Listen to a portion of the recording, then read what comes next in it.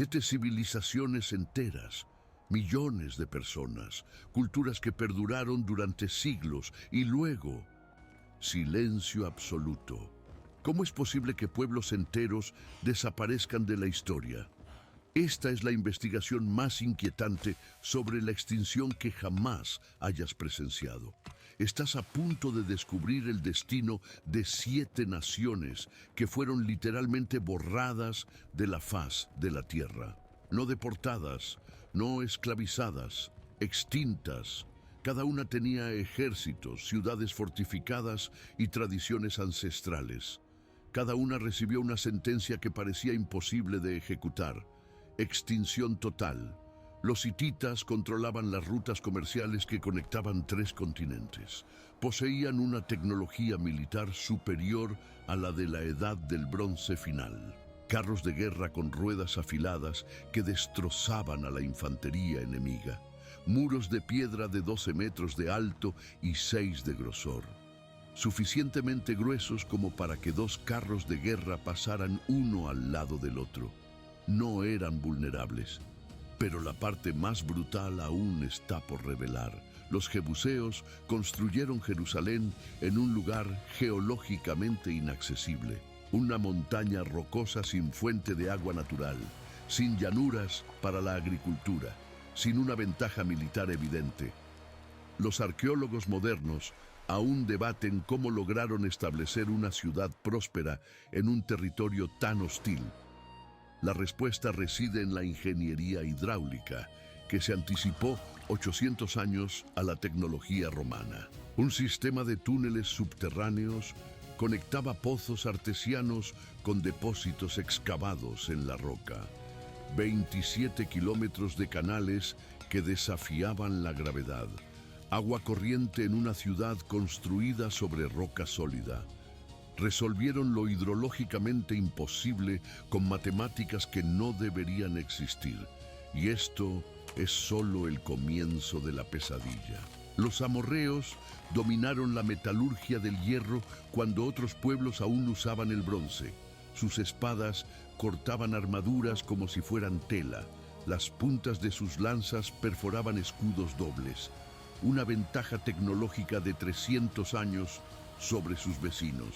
Supremacía militar indiscutible, 7 pueblos, 7 ventajas específicas, 7 razones para creer en la propia invencibilidad.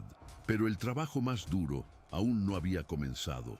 Los cananeos desarrollaron una agricultura en terrazas que cuadriplicó la producción. Transformaron las áridas montañas en huertos colgantes. Su sistema de riego por gravedad alimentó a una población de 200.000 habitantes en una región que hoy alberga a 50.000. No solo tenían comida, tenían abundancia. Los fereceos crearon una liga militar de 27 ciudades fortificadas, un pacto de defensa mutua que garantizaba un ejército combinado de 150.000 guerreros en 48 horas. Una red de comunicación mediante señales de fuego que transmitía alertas a 200 kilómetros en 6 horas. Logística militar romana en miniatura. Entonces surge un obstáculo inesperado. Los hebeos contaban con caballería móvil con carros de guerra tirados por 3 caballos. Alcanzaban una velocidad máxima de 50 kilómetros por hora en terreno abierto y un alcance de combate diario de 80 kilómetros. Esta movilidad les permitía atacar, retirarse y reposicionarse antes de que la infantería enemiga pudiera organizar una respuesta. Eran fantasmas blindados. Los hititas poseían archivos cuneiformes que contenían tratados internacionales que garantizaban la paz con Egipto, Asiria y Babilonia. Esta diplomacia equivalía a declarar la guerra contra ellos a 3 imperios simultáneamente. Les proporcionaba una protección política inviolable, pero luego descubrieron algo que lo cambió todo. Dios ordenó el exterminio total. Deuteronomio capítulo 7, versículos 1 y 2. Cuando el Señor tu Dios los entregue en tus manos y los derrotes, los destruirás por completo. No harás pacto con ellos ni les tendrás compasión. No deportación, no subyugación, destrucción. La palabra hebrea es charam. Significa consagrarse a la destrucción total. Aniquilación que no deja sobrevivientes, memoria ni legado. Extinción que borra incluso los nombres de la historia. Era una sentencia de muerte aplicada a civilizaciones enteras. Y lo que revelan los registros arqueológicos te hará repensar el genocidio. Las excavaciones en Jericó revelan evidencia inquietante. Una capa de ceniza de 1,5 metros de espesor, datada del siglo XIII a.C., la temperatura necesaria para crear esta capa. 1200 grados Celsius, equivalente a la de un horno de fundición moderno. La ciudad no fue quemada, fue incinerada. Los huesos humanos encontrados en la capa muestran señales de calor extremo. Cráneos agrietados por la expansión térmica del cerebro. Esqueletos contorsionados en la típica postura pugilística de la muerte por fuego. Hombres, mujeres, niños, ancianos. Cero distinción de edad, cero excepciones. Pero ¿cómo fue eso posible? La datación por carbono 14 confirma una simultaneidad imposible.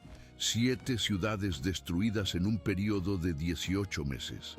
Distancia entre ellas, 300 kilómetros. La tecnología bélica de la Edad del Bronce final no permitía campañas militares de esta velocidad y escala.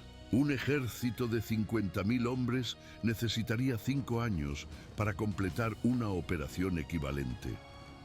Israel contaba con un ejército de 600.000 hombres. El capítulo 26 de Números registra un censo detallado. 3.550 guerreros mayores de 20 años. Una población militar equivalente a la Francia napoleónica, concentrada en un territorio más pequeño que Portugal. Y luego vino lo imposible. La campaña militar duró 7 años. Los capítulos 6 al 12 de Josué documentan una cronología detallada. 7 años para extinguir 7 civilizaciones que habían resistido a los imperios egipcio, asirio y babilónico durante 400 años. Una velocidad de conquista que desafía incluso los estándares de logística militar modernos. La respuesta está en lo que vino después. La evidencia ósea revela patrones específicos de mortalidad. Los cementerios israelíes de la época muestran una edad promedio de muerte de 28 años durante las campañas. 28 años. Los hombres morían antes de ver crecer a sus hijos. La esperanza de vida era igual a la de los soldados de la Primera Guerra Mundial. Las lesiones óseas documentan la brutalidad del conflicto. Fracturas de cráneo por hachas, perforaciones en las costillas por lanzas, amputaciones por espadas, heridas que mataban lentamente. La arqueología médica muestra que el 70% de los guerreros israelitas presentaban lesiones permanentes. Pero el coste más brutal aún está por revelarse. Moisés no vivió para ver la victoria. El capítulo 34 de Deuteronomio registra su muerte a la edad de 120 años en el monte Nebo. Una visión de la tierra prometida sin derecho a entrar. 40 años guiando al pueblo por el desierto, 40 años de preparación, y murió en vísperas de la conquista. Josué asumió el mando sabiendo que nunca regresaría a casa. Josué, capítulo 23, versículo 14. He aquí, voy a seguir el camino de toda la tierra. Sabía que moriría en la guerra. El liderazgo militar era una sentencia de muerte disfrazada. Los archivos militares israelíes registran la cifra exacta: 237.000 bajas en 7 años. Casi el 40% del ejército original. Mortalidad equivalente a 3 guerras de Vietnam, concentrada en un área más pequeña que el Israel actual. ¿Cómo mantuvieron la moral de las tropas ante tal carnicería? Un sistema religioso basado en la promesa divina. Cada batalla era una prueba de fe, cada victoria una confirmación de la protección sobrenatural. Cada superviviente creía haber sido elegido personalmente por Dios para presenciar la extinción de los malvados. La motivación religiosa reemplazó el instinto de supervivencia. El ritual previo a cada batalla incluía sacrificios de animales y oración colectiva. Los soldados ungían sus armas con aceite consagrado, cantaban salmos de guerra específicos. Su psicología militar se basaba en la creencia en la invencibilidad divina. No luchaban contra los hombres, luchaban junto a Dios, pero luego descubrieron algo que no debería existir. Los arqueólogos han encontrado altares cananeos con restos humanos, sacrificios de niños a Moloc, huesos de bebés quemados en hornos rituales, cráneos perforados para la extracción de cerebros ofrecidos a los dioses, 500 esqueletos infantiles en un solo templo de Cartago, una práctica religiosa que transformaba el asesinato en adoración. Padres que ofrecían a sus hijos recién nacidos para asegurar una buena cosecha.